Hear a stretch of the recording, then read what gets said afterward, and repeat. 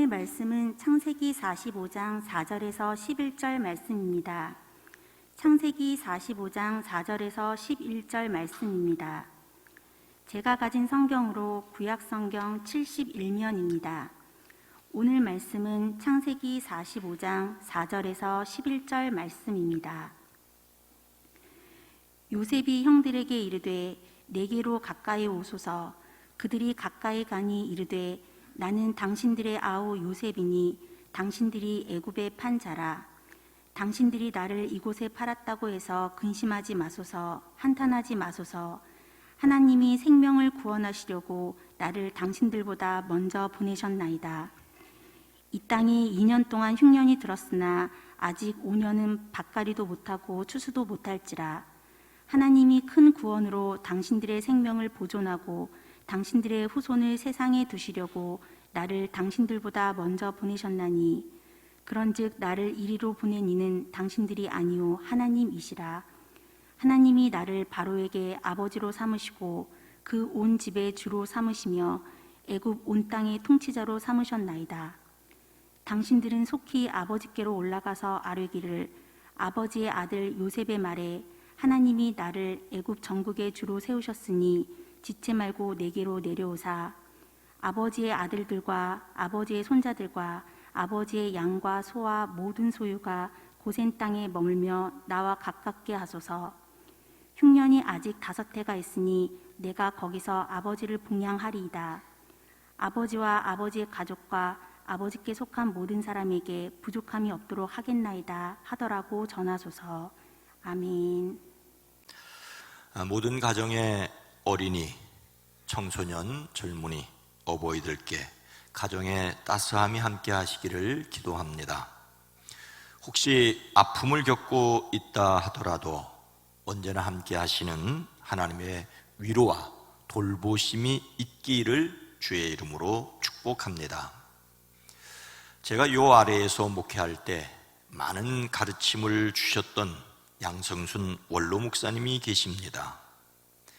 그 목사님이 자주 사용하셨던 말 가운데 하나는 역사의 배후에서 일하시는 하나님이었습니다.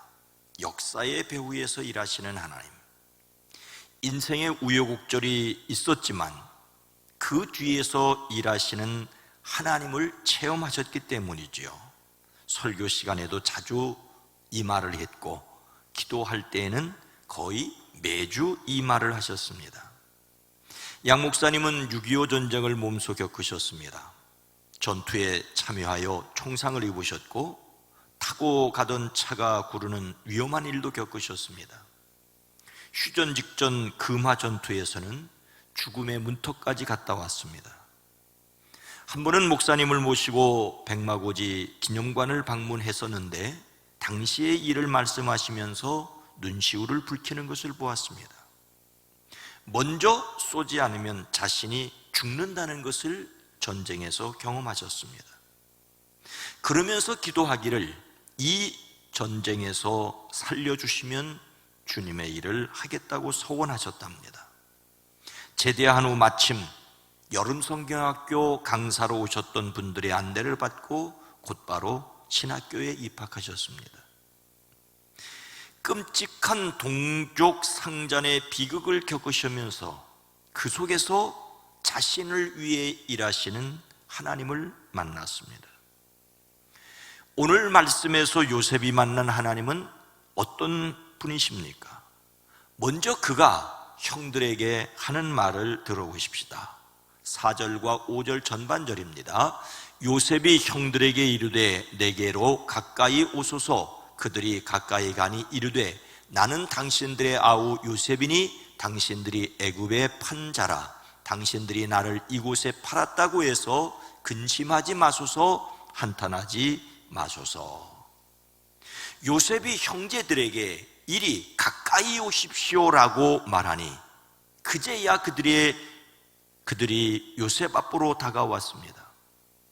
요셉이 형제들에게 가까이 오라고 말하였다는 것은 그들이 감히 요셉에게 가까이 갈 수 없는 처지였기 때문입니다. 요셉은 애굽의 총리였고 형들은 조금 전까지 정탐꾼으로 몰아붙여졌던 자들이었습니다. 형들에 의하여 노예로 팔린 요셉은 보디발의 노예를 거쳐 왕의 죄수를 가두는 감옥에 갇히는 시련을 겪고 마침내 애굽 왕 바로의 집을 다스리는 총리가 되었습니다. 7년 풍년을 잘 관리하고 7년 흉년을 대처하는 중이었습니다. 가나안 땅에도 먹을 거리가 떨어지자 형들은 곡물을 사기 위하여 요셉 앞에 꿇어 엎드렸습니다. 요셉은 형들을 알아보았지만 모르는 체하며 그들을 정탐꾼으로 몰아붙였습니다. 형들의 진실성을 시험해 보겠다고 하였습니다. 형들은 곤경에 부딪히자 비로소 20년 전에 자신들이 저질렀던 죄악 때문이라는 것을 깨달았습니다. 그렇다, 아우의 일로 벌을 받는 것이 분명하다라며 서로 말하였습니다. 요셉은 그들에게 막내 아우 베냐민, 그의 어머니 라헬이 낳은 유일한 친동생을 데려오라고 하지요. 아버지 야곱은 막내를 그들과 함께 보낼 수 없다며 단호하게 거절합니다. 하지만 기근이 더 심해지니 야곱도 어쩔 수 없었습니다. 꼭 그렇게 해야만 한다면 이렇게 하도록 하라며 함께 보냅니다. 요셉은 자기 어머니의 아들 친동생 베냐민을 보자 마구치 솟아오르는 형제의 정을 누르지 못하고 급히 울 곳을 찾아가 자기 방으로 돌아가 한참 울고 얼굴을 씻고 돌아 나와서 그 정을 누르면서 밥상을 차리게 하였습니다. 그리고 그들을 가나안으로 편안하게 돌아가게 하는 듯 하였지만 아니었습니다. 요셉은 베냐민을 포함한 형제들을 가나안으로 돌려보내며 베냐민의 자루 속에 은잔을 감추어 놓게 하였습니다. 형제들은 기분 좋게 집으로 돌아가다가 은잔을 훔쳐간 사람을 잡겠다며 쫓아온 요셉의 부하들에 의하여 멈추어 섰습니다. 베냐민의 자루에 몰래 넣어둔 은잔이니 그의 자루에서 발견될 수밖에 없었습니다.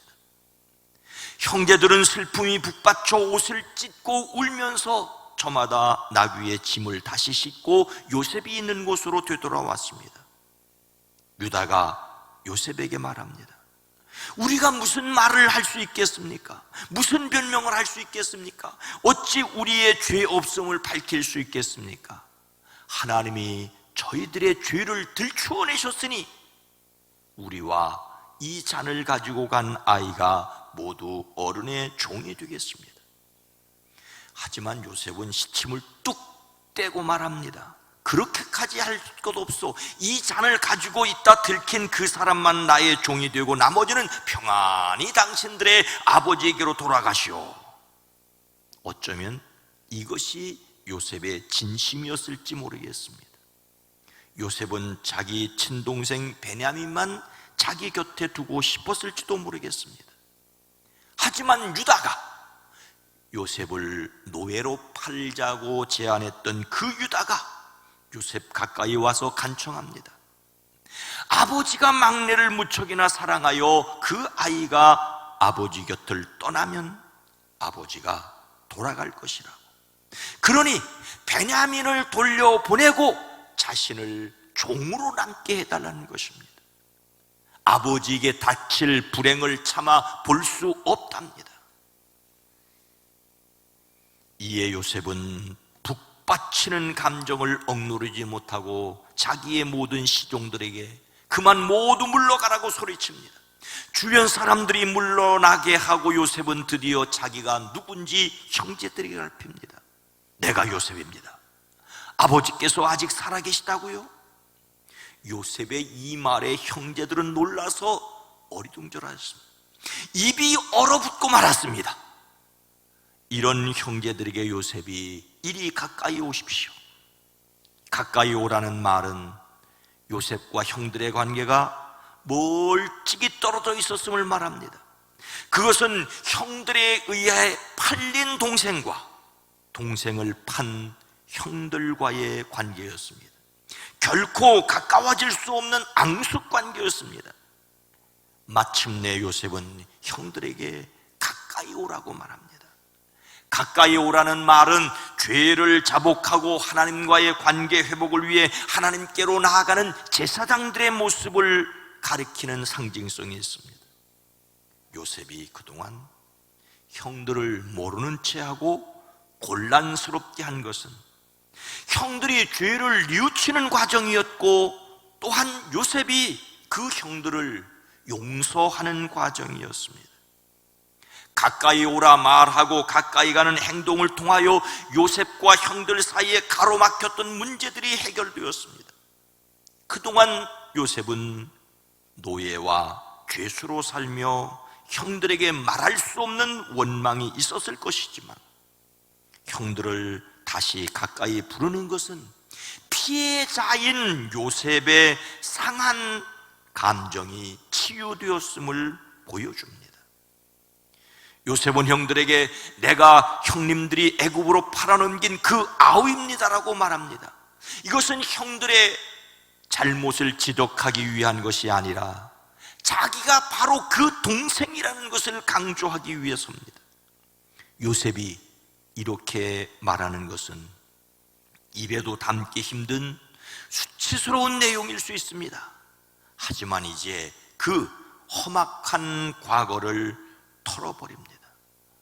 그래서 이어서 하는 말이 그러나 이제는 걱정하지 마십시오, 자책하지도 마십시오라고 합니다. 요셉이 자신을 밝히는 그 순간 형제들은 요셉이 그들을 감옥에 가두고 정탐꾼으로 몰았던 이유를 알았다며 아이고 이제는 죽었다고 생각했을 것입니다. 요셉은 그들을 향하여 걱정하지 말라고, 자책하지 말라고 서둘러 말하였습니다. 요셉은 형들을 가까이 불러 위로하였습니다. 요셉은 아버지 야곱의 사랑을 독차지했고, 그래서 형들에게 미움을 받아 노예로 팔렸습니다. 모함을 받아 감옥에 갇혔습니다. 그때 요셉의 마음이 어떠하였겠습니까? 요셉은 감옥에서 바로에게 술잔을 올리는 시종장의 꿈을 해석해주고 부탁합니다. 나는 여기에 들어올 만한 죄를 짓지 않았습니다.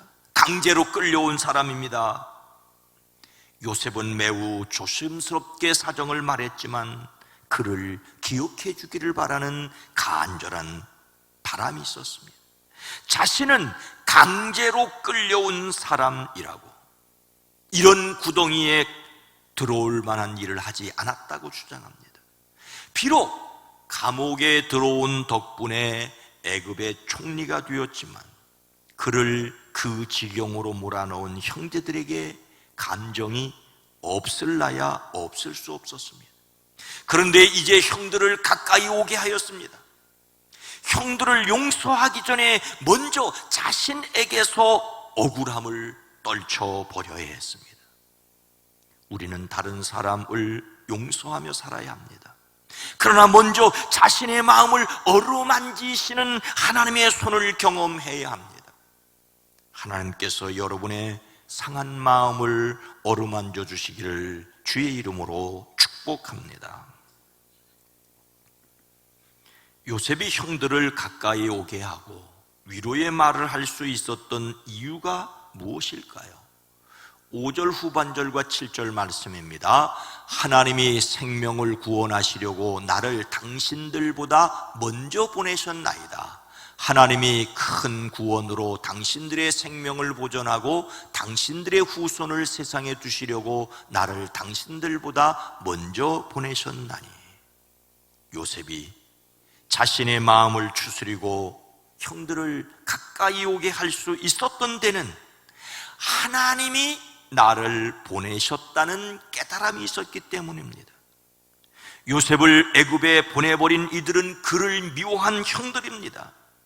그래서 요셉도 그들이 믿고 원망스러웠습니다.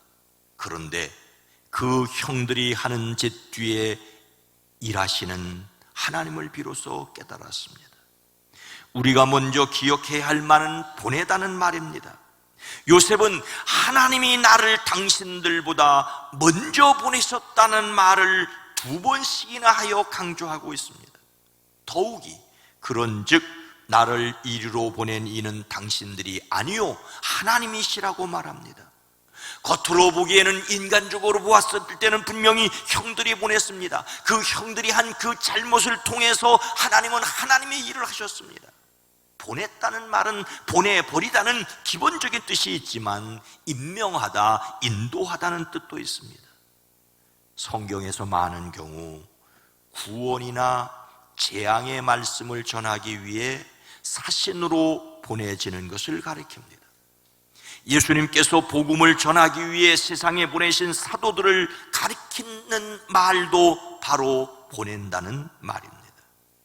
요셉의 형들은 그를 미워하여 차마 죽이지 못하고 노예로 팔아버렸는데 그 일을 통해서 하나님께서는 그를 애굽으로 보내서 일하게 하셨습니다.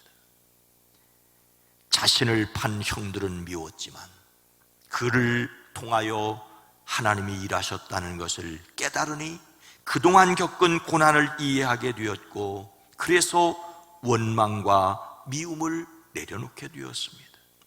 요셉의 이야기는 한 인간이 고난과 역경에도 불구하고 성공하였다는 성공신화가 아닙니다. 하나님께서 택하신 자기 백성을 보존하시고 언약을 지키시려고 친히 일하셨다는 하나님의 이야기입니다. 그러므로 실제로 나를 이리로 보낸 것은 형님들이 아니라 하나님이시라는 요셉의 말이 놀라울 따름입니다. 요셉이 형들을 용서할 수 있었던 이유는 이것입니다. 하나님께서 보내셨음을 깨달았기 때문입니다. 요셉은 역사의 배후에서 자신을 애굽으로 인도하신 하나님의 손길을 깨닫고 형님들이 판 것이 아니라고까지 말합니다. 만약 요셉이 자신의 인생과 역사를 주관하시는 분이 하나님이라는 사실을 깨닫지 못하고 자신에게 주어진 힘을 마구 휘둘렀다면 어떤 일이 일어났겠습니까?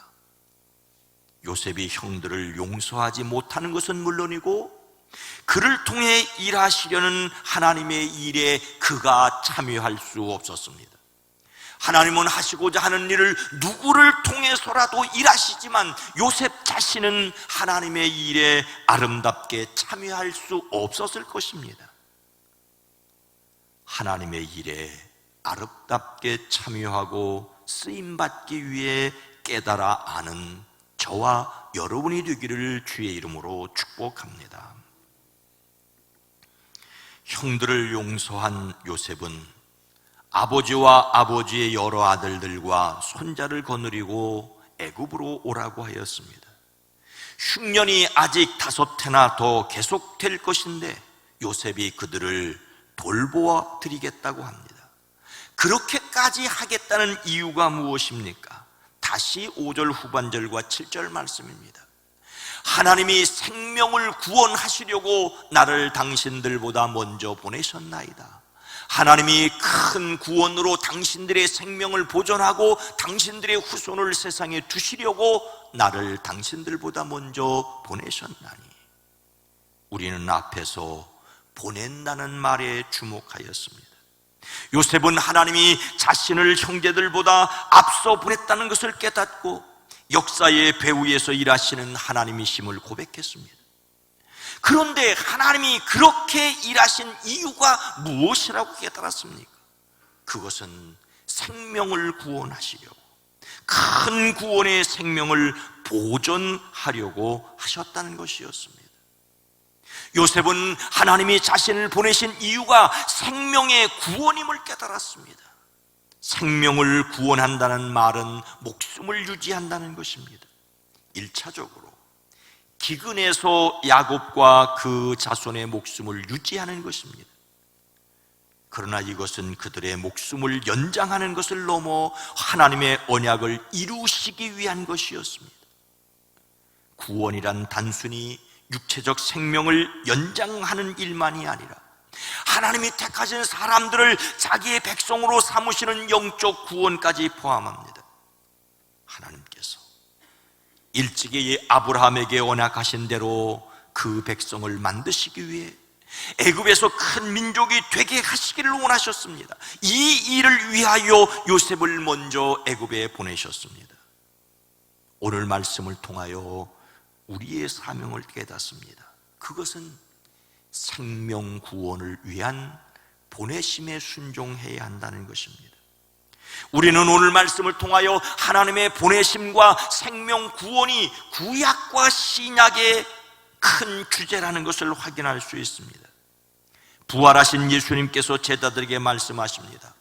너희에게 평강이 있을지어다. 아버지가 나를 보내신 것 같이 나도 너희를 보내노라.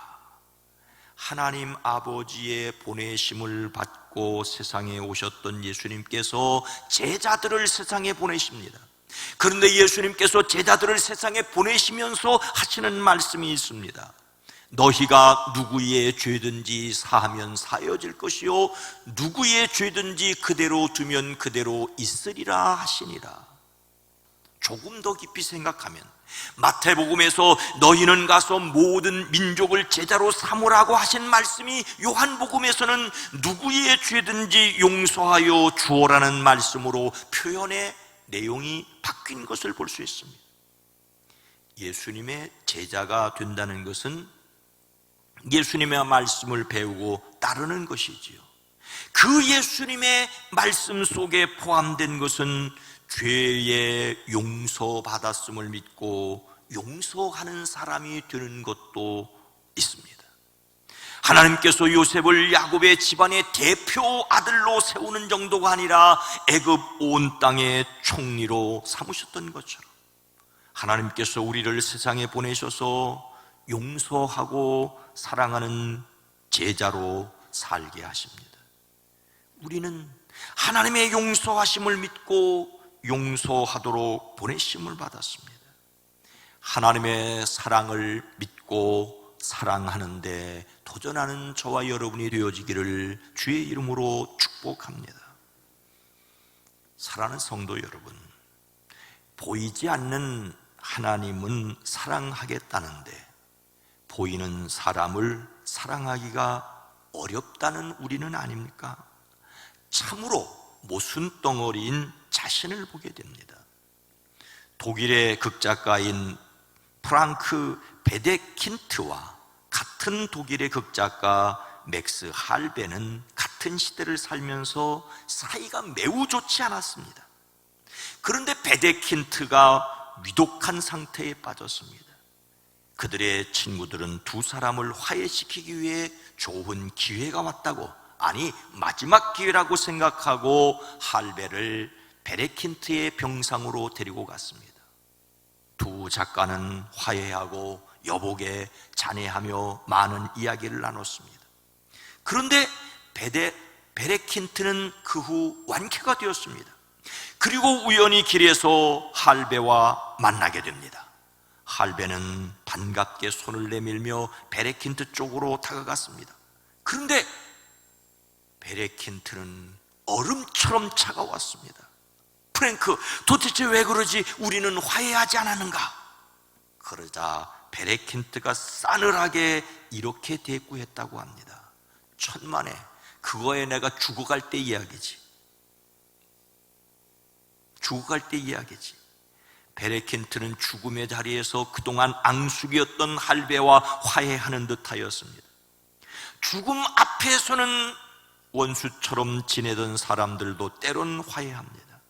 하지만 다시 살아났더니 원수도 살아났습니다. 마음속에 진정한 화해가 있기 전에는 말입니다. 문제는 그러고 나서 베데킨트가 다시 화해할 기회를 얻지 못하고 진짜로 죽었다는 것입니다.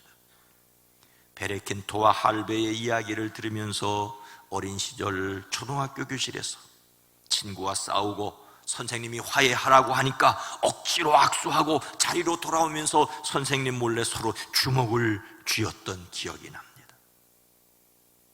우리는 하나님의 용서를 믿기에 다른 사람의 잘못을 진심으로 용서하는 것이 언제쯤이나 가능할까요? 예수님께서 제자들을 보내시면서 용서를 말씀하십니다. 그런데 그에 앞서 부활하신 예수님은 그들에게 숨을 불어넣으시고 말씀하십니다. 성령을 받으라. 성령을 받으라. 예수님은 우리에게 성령의 능력을 의지하고 세상으로 가라고 하십니다. 성령을 의지하는 저와 여러분 모두가 되어지기를 주님의 이름으로 축원합니다. 거룩하신 하나님, 자비로우신 주님, 우리는 주님의 말씀 앞에서 우리의 생각으로, 우리의 능력으로 도무지 할 수 없습니다라고 말할 수밖에 없습니다. 그래서 애써 눈을 감아버리는 것도 아니고 못하면서 하는 척하는 위선도 아니라 성령의 음성을 듣고 성령에 순종하는 저희들이 되어지게 하옵소서. 예수님의 이름으로 간절히 기도하옵나이다. 아멘.